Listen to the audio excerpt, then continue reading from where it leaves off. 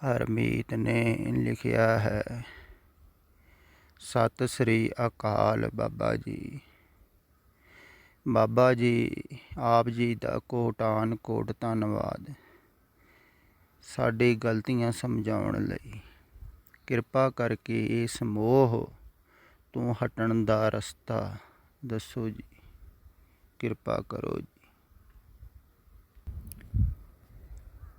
ਕੱਲ੍ਹ ਮੈਂ ਕਹਿ ਰਿਹਾ ਸੀ ਕਿ ਪੁਰਾਣਿਆਂ ਦੇ ਨਾਲ ਮੋਹ ਛੱਡੋ। ਤੇ ਇੱਕ ਤੇ ਹੈ ਸੰਸਾਰਿਕ ਰਿਸ਼ਤੇਦਾਰਾਂ ਨਾਲ ਮੋਹ, ਆਪਣੇ ਸੰਬੰਧੀਆਂ ਨਾਲ ਮੋਹ, ਉਹ ਛੱਡਣਾ ਔਖਾ। ਫਿਰ ਇਹ ਧਾਰਮਿਕ ਮੋਹ ਜਿਹੜਾ ਹੈ ਇਹ ਹੋਰ ਵੀ ਜ਼ਿਆਦਾ ਕਠਿਨ ਹੈ ਛੱਡਣਾ। ਮੈਂ ਅਕਸਰ ਕਹਿੰਦਾ ਇਸੇ ਕਾਰਨ ਹੀ ਤਾਂ ਇਹਨੇ ਲਿਖਿਆ ਹੈ, ਮੋਹ ਤੋਂ ਹਟਣ ਦਾ ਰਸਤਾ ਦੱਸ। ਕਠਿਨ ਹੋ ਰਿਹਾ ਹੋਵੇਗਾ ਨਾ, ਤਾਂ ਹੀ ਤਾਂ ਕਿਹਾ। ਤੁਸੀਂ ਇਉਂ ਸਮਝੋ ਜਿਵੇਂ ਅੱਜ ਵਿਸਾਖੀ ਵਾਲੇ ਦਿਨ ਸਿੱਖ ਕਹਿੰਦੇ ਹਨ ਖਾਲਸੇ ਦਾ ਜਨਮ ਹੋਇਆ। ਉਹ ਕਿਹੜਾ ਖਾਲਸਾ ਹੈ ਜਿਹਦਾ ਜਨਮ ਹੋਇਆ? ਇਹ ਉਹ ਹੀ ਪੰਜ ਪਿਆਰੇ ਹਨ ਜਿਨ੍ਹਾਂ ਨੇ ਪਿਛਲਾ ਸਾਰਾ ਹੀ ਕਚਰਾ ਲਿਆਣ ਕੇ ਗੁਰੂ ਦੇ ਚਰਨਾਂ ਵਿੱਚ ਰੱਖ ਦਿੱਤਾ, ਸਿਰ ਰੱਖ ਦਿੱਤਾ ਕਹਿ ਲਓ, ਮਨ ਰੱਖ ਦਿੱਤਾ ਕਹਿ ਲਓ, ਤੇ ਅੰਦਰੋਂ ਖਾਲਸ ਹੋ ਗਈ। ਤੇ ਮਨ ਅਸ਼ੁੱਧ ਹੈ ਪਿਛਲੇ ਨਾਲ, ਜੋ ਪਿੱਛੇ ਤੁਸੀਂ ਸੰਸਾਰ 'ਚ ਕਮਾਇਆ ਹੈ ਉਹਦੇ ਨਾਲ ਅਸ਼ੁੱਧ ਹੈ, ਜਾਂ ਧਾਰਮਿਕ ਜਗਤ ਦੇ ਵਿੱਚ ਕਰਮ ਕਾਂਡਾਂ ਨਾਲ ਕਮਾਇਆ ਹੈ ਉਹਦੇ ਨਾਲ ਵੀ ਅਸ਼ੁੱਧ ਹੈ। ਤੇ ਹੁਣ ਤੁਸੀਂ ਦੇਖੋ ਵੀ ਇਹ ਜਿਹੜੇ ਪੰਜੇ ਪਿਆਰੇ ਹਨ ਇਹ ਬਹੁਤ ਦੂਰ ਤੋਂ ਅਲੱਗ-ਅਲੱਗ ਪ੍ਰਾਂਤ ਤੋਂ ਆਏ ਸਨ। ਤੇ ਜ਼ਾਹਿਰ ਹੈ ਵੀ ਇਹਨਾਂ ਦਾ ਧਰਮ ਵੀ ਅਲੱਗ-ਅਲੱਗ ਹੋਵੇਗਾ, ਸੰਪਰਦਾਵਾਂ ਵੀ ਅਲੱਗ-ਅਲੱਗ ਹੋਣ, ਤੇ ਅਲੱਗ-ਅਲੱਗ ਧਾਰਮਿਕ ਕਰਮ ਕਰਦੇ ਹੋਣਗੇ, ਮੰਨਦੇ ਹੋਣਗੇ। ਧਾਰਮਿਕ ਹੋਣਗੇ ਤਾਂ ਹੀ ਧਾਰਮਿਕ ਖੋਜ ਸ਼ੁਰੂ ਹੋਈ ਨਾ। ਤੇ ਕਿਸੇ ਨਾ ਕਿਸੇ ਦੇ ਨਾਲ ਪਿੱਛੇ ਗੁਰੂ ਪੀਰ ਦੇ ਨਾਲ ਜੁੜੇ ਹੋਣਗੇ ਨਾ। ਤੇ ਆਪਣਾ ਆਪਣਾ ਤੇ ਸਾਰਿਆਂ ਨੂੰ ਪਿਆਰਾ ਹੁੰਦਾ, ਹੋ ਸਕਦਾ ਕੋਈ ਮਹਾਂਪੁਰਸ਼ ਦੇ ਨਾਲ ਵੀ ਜੁੜਿਆ ਹੋਵੇ ਪਿੱਛੇ, ਪਰ ਖੋਜ ਅੰਦਰ ਸੱਚੀ ਸੀ। ਤੇ ਖੋਜ ਨੇ ਉੱਥੇ ਤੱਕ ਟਿਕਣ ਨਹੀਂ ਦਿੱਤਾ। ਇਹੋ ਮੈਂ ਅਕਸਰ ਆਨਾ ਵੀ ਖੋਜ ਸੱਚੀ ਹੋਵੇ ਤੇ ਫਿਰ ਆਦਮੀ ਵਾਸਤਵਿਕ ਜਗ੍ਹਾ 'ਤੇ ਸਹੀ ਜਗ੍ਹਾ 'ਤੇ ਪਹੁੰਚ ਜਾਂਦਾ। ਇਵੇਂ ਹੀ ਇਹ ਘੁੰਮਦੇ ਘੁੰਮਦੇ ਗੁਰੂ ਗੋਬਿੰਦ ਸਿੰਘ ਸਾਹਿਬ ਕੋਲ ਆ ਗਏ। ਤੇ ਜਦੋਂ ਆਏ ਹੋਣਗੇ ਉਦੋਂ ਤੇ ਇਹਨਾਂ ਦੇ ਅੰਦਰ ਉਹ ਕਚਰਾ ਹੋਵੇਗਾ ਹੀ ਜੋ ਸਮਾਜ ਨੇ ਪਾਇਆ ਹੈ, ਧਾਰਮਿਕ ਲੋਕਾਂ ਨੇ ਪਾਇਆ। ਸਮਾਜ ਦੇ ਨਾਲ ਮੋਹ, ਫਿਰ ਧਾਰਮਿਕ ਮੋਹ, ਫਿਰ ਇਹਨਾਂ ਦਾ ਮੋਹ ਕਿਵੇਂ ਹਟਿਆ ਇਹ ਖਿਆਲ ਵਿੱਚ ਲਓ। ਇਹ ਉੱਥੇ ਰਹਿੰਦੇ ਹੋਏ ਗੁਰੂਆਂ ਦੇ ਬਚਨ ਸੁਣਦੇ ਰਹੇ, ਆਸਤੇ ਆਸਤੇ ਉਹਨੂੰ ਕਮਾਉਂਦੇ ਰਹੇ, ਅਮਲ ਦੇ ਵਿੱਚ ਲਿਆਉਂਦੇ ਰਹੇ। ਤੇ ਜਿਹੜਾ ਗੁਰੂਆਂ ਦੇ ਬਚਨ ਅਮਲ ਦੇ ਵਿੱਚ ਲਿਆਉਂਦਾ ਹੈ ਨਾ, ਉਹਨੂੰ ਫਿਰ ਗੁਰੂ ਦੀ ਗੱਲ ਵਾਸਤਵਿਕ ਲੱਗਦੀ ਹੈ, ਸੱਚੀ। ਤੇ ਜਿਹਦੀ ਗੱਲ ਸੱਚੀ ਲੱਗੇ ਨਾ ਉਹਦੇ ਨਾਲ ਪ੍ਰੇਮ ਹੋ ਜਾਂਦਾ ਹੈ। ਇਹ ਗੱਲ ਖਿਆਲ ਵਿੱਚ ਰੱਖਿਓ। ਪਹਿਲਾਂ ਪ੍ਰੇਮ ਨਹੀਂ ਹੁੰਦਾ ਹੈ ਉੱਪਰ ਉੱਪਰ ਸੁਣਨ ਨਾਲ। ਜਦੋਂ ਸਤਿਗੁਰਾਂ ਦੀ ਗੱਲ ਅੰਦਰੋਂ ਹਿਰਦੇ 'ਚੋਂ ਕੋਈ ਸੁਣਦਾ ਹੈ ਪਿਆਰ ਨਾਲ ਤੇ ਉਹਦੇ 'ਤੇ ਅਮਲ ਕਰਦਾ ਹੈ, ਤੇ ਫਿਰ ਉਹਨੂੰ ਵਾਸਤਵਿਕ ਦਾ ਪਤਾ ਲੱਗਦਾ ਹੈ ਵੀ ਜੋ ਇਹ ਕਹਿ ਰਹੇ ਹਨ ਇਹ ਠੀਕ ਹੈ। ਅੰਦਰੋਂ ਭਾਵਨਾ ਹੋਰ ਉੱਠਦੀ ਹੈ, ਗਹਿਰੀ ਹੁੰਦੀ ਹੈ, ਫਿਰ ਸ਼ਰਧਾ ਜਾਗਦੀ, ਫਿਰ ਪ੍ਰੇਮ ਪਰਿਪੱਕ ਹੁੰਦਾ ਹੈ।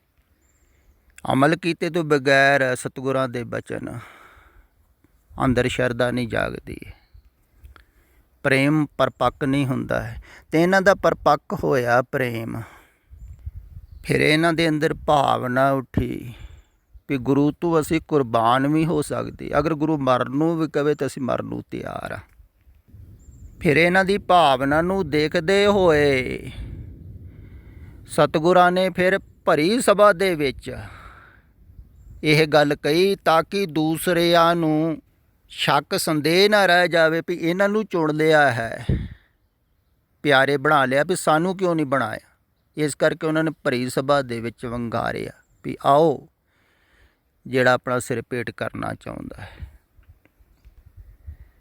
ਤੇ ਪੰਜ ਤਿਆਰ ਹੀ ਸਨ, ਵਾਰੀ ਵਾਰੀ ਗੁਰੂ ਕੋਲ ਪਹੁੰਚ ਗਏ।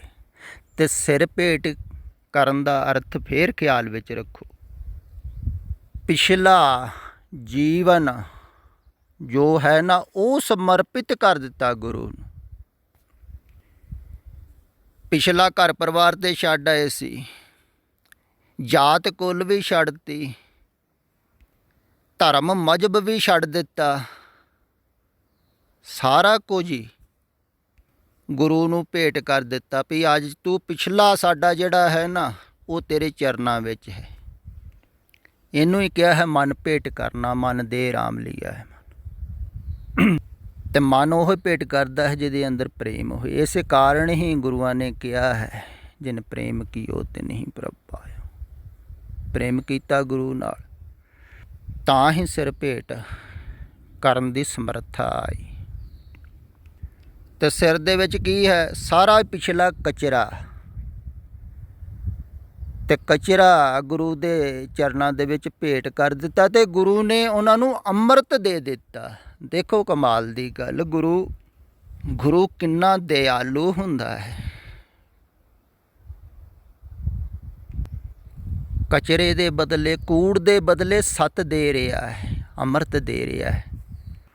ਤਾਂ ਜਦੋਂ ਉਹਨਾਂ ਨੇ ਪੁਰਾਣਾ ਸਾਰਾ ਹੀ ਭੇਟ ਕੀਤਾ, ਸਾਰਾ ਹੀ ਛੱਡ ਦਿੱਤਾ, ਅਤੇ ਉਹਨਾਂ ਦੇ ਅੰਦਰ ਸਫਾਈ ਹੋ ਗਈ, ਅੰਦਰੋਂ ਉਹ ਖਾਲਸ ਹੋ ਗਏ, ਬਿਲਕੁਲ ਕੋਰੇ ਹੋ ਗਏ। ਪੁਰਾਣਾ ਛੁੱਟ ਗਿਆ, ਹੁਣ ਉਹ ਗੁਰੂ ਵਾਲੇ ਹੋ ਗਏ। ਫਿਰ ਜਦੋਂ ਪੁਰਾਣਾ ਛੁੱਟ ਜਾਂਦਾ ਹੈ, ਮਨ ਸ਼ੁੱਧ ਹੋ ਜਾਂਦਾ ਹੈ, ਉਦੋਂ ਹੀ ਗੁਰੂ ਨਾਮ ਦਿੰਦਾ ਹੈ। ਕਿਉਂਕਿ ਜਿੰਨਾ ਚਿਰ ਪੁਰਾਣਾ ਕਚਰਾ ਪਿਆ ਹੋਇਆ ਹੈ ਉਹਨਾਂ ਚਿਰ ਗੁਰੂ ਨਾਮ ਵੀ ਨਹੀਂ ਦਿੰਦਾ ਹੈ। ਕਿਉਂਕਿ ਉਸ ਕਚਰੇ ਦੇ ਵਿੱਚ ਨਾਮ ਜਿਹੜਾ ਹੈ ਨਾ ਉਹ ਪਾਇਆ ਨਹੀਂ ਜਾ ਸਕਦਾ, ਇੰਨਾ ਪਾਵਨ ਪਵਿੱਤਰ। ਇਸੇ ਕਾਰਨ ਹੀ ਸਦੀਆਂ ਤੋਂ ਸਤਿਪੁਰਖ ਪਹਿਲਾਂ ਕਹਿੰਦੇ ਹਨ ਵੀ ਸਫਾਈ ਕਰੋ, ਛੱਡੋ। ਫਿਰ ਜਿਹੜਾ ਵੀ ਸਤਿਪੁਰਖ ਜਦੋਂ ਵੀ ਆਉਂਦਾ ਹੈ ਉਦੋਂ ਹੀ ਉਹ ਪੁਰਾਣਾ ਛਡਾਉਂਦਾ ਹੈ। ਇਹ ਗੱਲ ਵੀ ਖਿਆਲ ਵਿੱਚ ਰੱਖਣ ਯੋਗ। ਜਦੋਂ ਵੀ ਕੋਈ ਆਵੇਗਾ, ਐਸਾ ਨਹੀਂ ਪੁਰਾਣੇ ਧਰਮ ਗਲਤ ਸਨ, ਪੁਰਾਣੇ ਗੁਰੂ ਨਹੀਂ, ਉਹਨਾਂ ਦੁਆਰਾ ਬਹੁਤ ਮੁਕਤ ਹੋਏ ਹਨ। ਪਰ ਧੀਰੇ ਧੀਰੇ ਉਹ ਸੰਪਰਦਾਵਾਂ ਬਣ ਗਈਆਂ ਅਤੇ ਉਹਨਾਂ ਨੇ ਬਾਹਰਲੀਆਂ ਗੱਲਾਂ ਗੁਰੂਆਂ ਦੀਆਂ ਫੜ ਲਈਆਂ। ਤੋਂ ਬਾਹਰਲੀ ਗੱਲਾਂ ਨੂੰ ਹੀ ਠੀਕ ਸਮਝਦੇ ਹਨ। ਬਾਹਰ ਪਹਿਰਾਵਾ ਪਾ ਲਿਆ ਗੁਰੂਆਂ ਵਰਗਾ ਤੋਂ ਖਾਲਸੇ ਹੋ ਜਾਂਦੇ ਆ, ਪਰ ਉਹਨਾਂ ਨੇ ਬਾਹਰੋਂ ਨਹੀਂ, ਅੰਦਰੋਂ ਉਹਨਾਂ ਨੂੰ ਖਾਲਸ ਕੀਤਾ ਸੀ। ਅਤੇ ਅੰਦਰੋਂ ਜਿਹੜਾ ਖਾਲਸ ਪਹਿਲਾਂ ਹੋਣ ਨੂੰ ਤਿਆਰ ਹੋਵੇਗਾ, ਗੁਰੂ ਉਹਨੂੰ ਹੀ ਖਾਲਸ ਕਰੇਗਾ ਨਾ। ਅਤੇ ਫਿਰ ਉਹ ਹੀ ਖਾਲਸਾ ਹੋਏ ਨਾ, ਬਾਕੀ ਤਾਂ ਨਹੀਂ ਹੋਏ, ਹੋਰ ਬਹੁਤ ਉੱਥੇ ਬੈਠੇ ਸਨ। ਇਹ ਪੰਜ ਹੀ ਖਾਲਸਾ ਹੋਏ, ਇਹਨਾਂ ਦਾ ਨਵਾਂ ਜਨਮ ਹੋਇਆ, ਪੁਨਰ ਜਨਮ ਹੋਇਆ।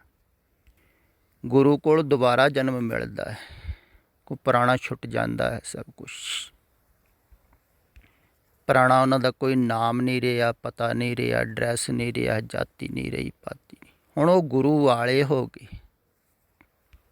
ਫਿਰ ਉਹ ਗੁਰੂ ਨਾਮ ਦਿੰਦਾ ਹੈ, ਨਾਮ ਫਿਰ ਟਿਕਦਾ ਹੈ। ਕਹਿੰਦੇ ਆ ਨਾ, ਹਉਮੈ ਨਾਮੇ ਨਾਲ ਵਿਰੋਧ ਹੈ, ਦੋਵੇਂ ਨਾ ਵਸੇ ਠਾਏ। ਜਿੰਨਾ ਚਿਰ ਹਉ ਹੈ ਉਹਨਾਂ ਚਿਰ ਗੁਰੂ ਚਰਨਾਂ ਵਿੱਚ ਸਿਰ ਨਹੀਂ ਰੱਖਦਾ ਹੈ, ਕੋਈ ਸਮਰਪਿਤ ਨਹੀਂ ਹੁੰਦਾ ਹੈ, ਤਾਂ ਉਹਨਾਂ ਚਿਰ ਨਾਮ ਵੀ ਨਹੀਂ ਮਿਲਦਾ ਹੈ। ਕਿਉਂਕਿ ਹਉਮੈ ਦੇ ਵਿੱਚ ਨਾਮ ਕਿਵੇਂ ਟਿਕੇਗਾ। ਹਉ ਦੇ ਵਿੱਚ ਜਿੰਨਾ ਚਿਰ ਕਚਰਾ ਹੈ ਉੱਥੇ ਨਾਮ ਥੋੜ੍ਹੀ ਟਿਕੇਗਾ। ਕਈ ਟਿਕਾਉਣ ਦੀ ਕੋਸ਼ਿਸ਼ ਕਰਦੇ ਹਨ, ਨਾਮ ਨੂੰ ਵੀ ਗੰਦਾ ਕਰ ਜਾਂਦੇ। ਸੱਤ ਬਰਖਾਂ ਦੇ ਇਸ ਕਰਕੇ ਬਚਨ ਵੀ ਲੋਕਾਂ ਨੇ ਆਪਣੇ ਤਲ 'ਤੇ ਵਰਤਣੇ ਸ਼ੁਰੂ ਕਰ ਦਿੱਤੇ,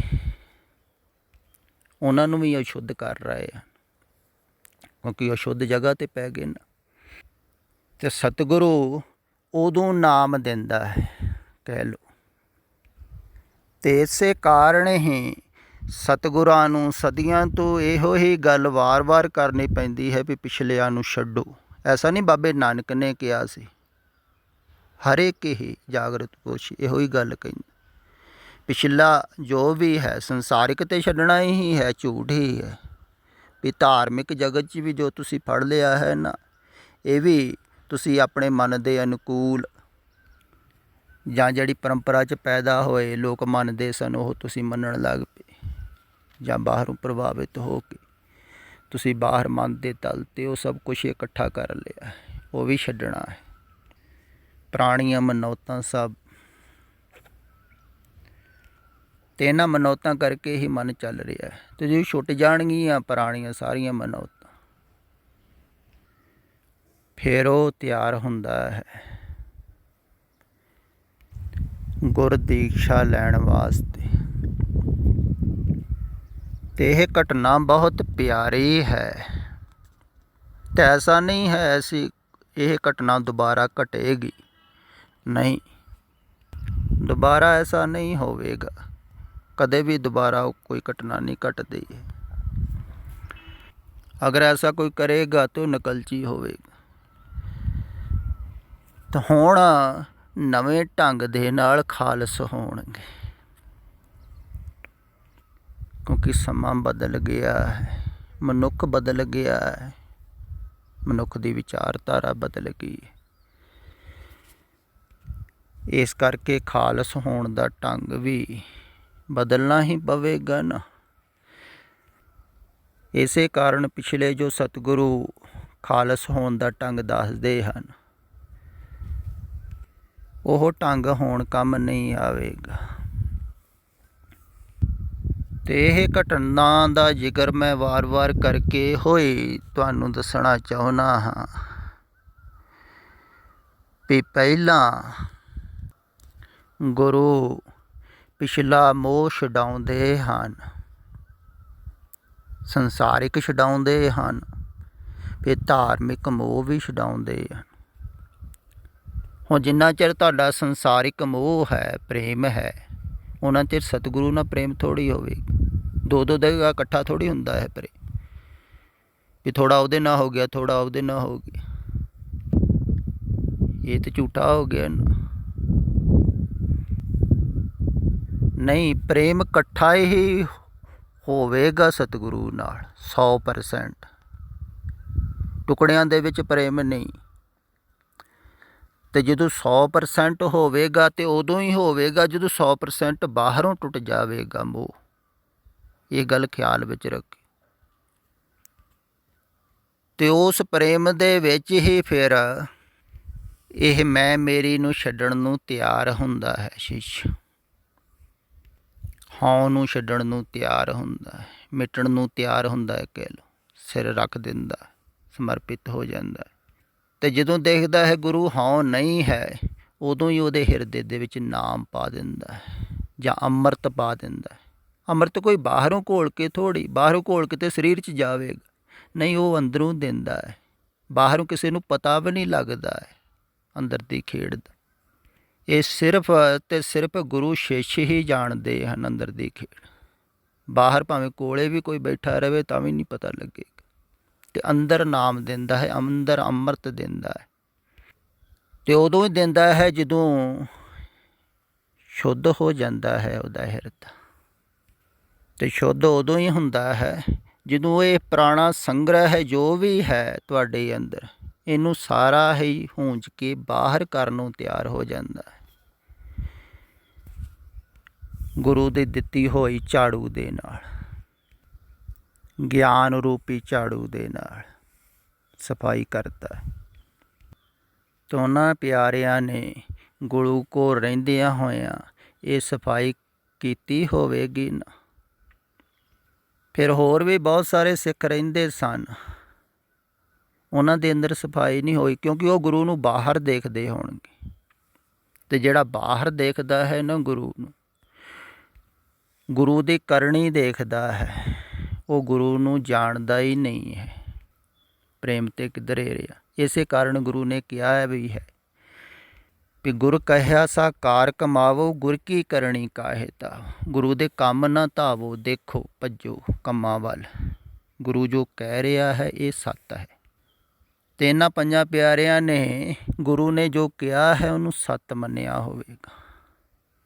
ਅਤੇ ਜਿਹੜੇ ਬਾਹਰ ਕੰਮਕਾਰ ਦੇਖਦੇ ਹੋਣਗੇ ਉਹ ਕਹਿੰਦੇ ਹੋਣਗੇ ਗੁਰੂ ਸਾਨੂੰ ਮੋਹ ਮਮਤਾ ਤੋਂ ਰਹਿਤ ਹੋਣ ਨੂੰ ਕਹਿੰਦਾ, ਆਪ ਤੇ ਪਰਿਵਾਰ 'ਚ ਰਹਿੰਦਾ ਹੈ। ਅਤੇ ਸਾਨੂੰ ਮਾਇਆ ਤੋਂ ਨਿਰਲੇਪ ਹੋਣ ਵਾਸਤੇ ਕਹਿੰਦਾ ਹੈ। ਅਤੇ ਸਭ ਤੋਂ ਜ਼ਿਆਦਾ ਧਨ ਪਦਾਰਥ ਅਤੇ ਇਹਦੇ ਕੋਲ ਆ ਰਿਹਾ ਕੀਮਤੀ ਭੇਟਾ ਲੋਕ ਚੜ੍ਹਾ ਰਹੇ ਹਨ, ਅਤੇ ਆਲੀਸ਼ਾਨ ਮਹਿਲ ਦੇ ਵਿੱਚ ਰਹਿੰਦਾ ਹੈ। ਅਤੇ ਜਿਹੜਾ ਬਾਹਰ ਦੇਖਦਾ ਹੋਵੇ ਉਹਨੂੰ ਤਰਕ ਤੇ ਹੁੰਦਾ ਹੀ ਹੋਵੇਗਾ ਕਿ ਗੁਰੂ ਪਰਿਵਾਰ 'ਚ ਬੈਠਾ, ਮੋਹ ਮਮਤਾ 'ਚ ਹੀ ਹੈ ਨਾ। ਪਰ ਜਿਹੜਾ ਗੁਰੂ ਦੇ ਬੋਲ ਸੁਣ ਕੇ, ਅੰਮ੍ਰਿਤਮਈ ਉਪਦੇਸ਼ ਸੁਣ ਕੇ ਅਮਲ ਕਰਦਾ ਹੈ, ਉਹਨੂੰ ਪਤਾ ਲੱਗਦਾ ਹੈ ਗੁਰੂ ਪਰਿਵਾਰ 'ਚ ਰਹਿੰਦਾ ਹੋਇਆ ਵੀ ਪਰਿਵਾਰ 'ਚ ਨਹੀਂ ਹੈ, ਉਹ ਨਿਰਲੇਪ ਹੈ। ਮਾਇਆ 'ਚ ਰਹਿੰਦਾ ਹੋਇਆ ਵੀ ਮਾਇਆ 'ਚ ਨਹੀਂ, ਨਿਰਲੇਪ ਹੈ। ਉਹ ਅਮਲ ਕਰਕੇ ਪਤਾ ਲੱਗਦਾ ਹੈ, ਬਾਹਰੋਂ ਦੇਖ ਕੇ ਨਹੀਂ। ਕਈ ਬਾਹਰੋਂ ਦੇਖ ਕੇ ਨਿਰੀਖਣ ਕਰਨਗੇ ਕੌਣ ਸੰਤ ਹੈ, ਕੌਣ ਮਹਾਤਮਾ ਹੈ, ਕੌਣ ਪੂਰਨ ਪੁਰਖ ਹੈ। ਨਹੀਂ, ਬਾਹਰੋਂ ਦੇਖ ਕੇ ਨਹੀਂ, ਉਹਨਾਂ ਦੇ ਕੰਮ ਦੇਖ ਕੇ ਨਹੀਂ। ਅਗਰ ਵਾਸਤਵਿਕ ਦੇ ਵਿੱਚ ਪੂਰਨ ਪੁਰਖ ਨੂੰ ਦੇਖਣਾ ਹੈ ਨਾ, ਤਾਂ ਉਹਦੇ ਉਪਦੇਸ਼ 'ਤੇ ਅਮਲ ਕਰਕੇ ਦੇਖੋ, ਤਾਂ ਤੁਹਾਨੂੰ ਪਤਾ ਲੱਗੇਗਾ ਵੀ ਇਹ ਪੂਰਨ ਹੀ ਹੈ ਪੁਰਖ। ਇਸ ਕਰਕੇ ਅਮਲ ਕਰੋ ਜੇ ਮੋਹ ਤੋਂ ਮੁਕਤ ਹੋਣਾ ਹੈ ਤਾਂ।